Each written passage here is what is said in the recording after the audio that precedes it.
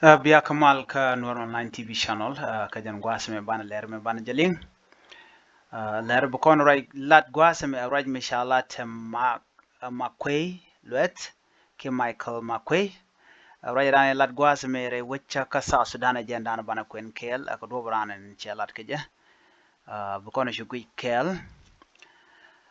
The Council of Ministers has agreed to let Justice Minister Ruben Madol Arol start putting two new laws into action.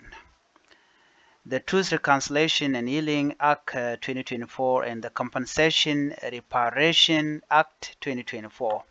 Information Minister Michael McQuay said these laws were passed last year, but they weren't started because some steps were missing. This commission need help from foreign organizations like UN and the African Union. McQuay said the cabinet has now allowed the minister to work with these groups and choose people to lead the commission.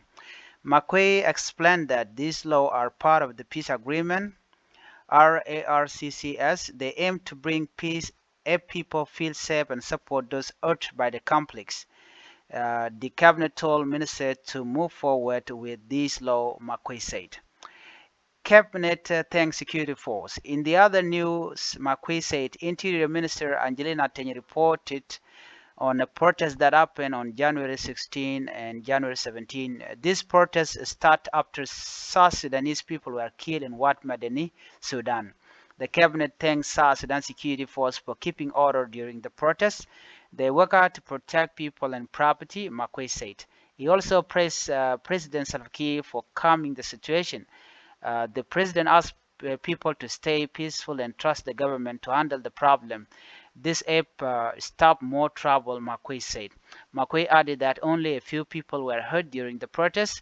He says Sudanese people living in South Sudan have been given choice. They can return to Sudan, stay in South Sudan, or move to another country.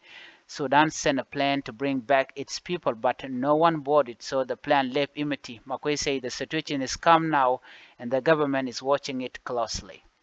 This is the news that you can hear that McQuay say to the people of South Sudanese. Bye-bye.